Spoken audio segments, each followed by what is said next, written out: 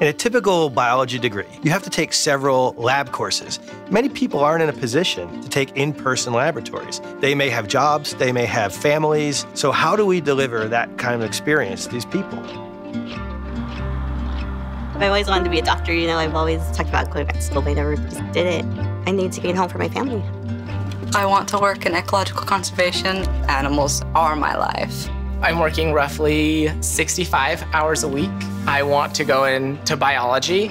I don't have time to drive all the way from my work to a campus and home. I've had people look at me like, you're going back to college and you want to go to med school. Do you know how long that takes? How do you get into a laboratory when you're at your house? Google's partnership with Labster has allowed us to give access to the same caliber of education that we see in person on campus. Right away, it takes you into this neat little world, and then you have all of your specimens and all your slides and all your chemicals. You're playing with different genes and like little pipettes and everything like you would do in a real lab. You can take a molecule and you can spin it around. These are real problems that they show you, things that I've seen on farms.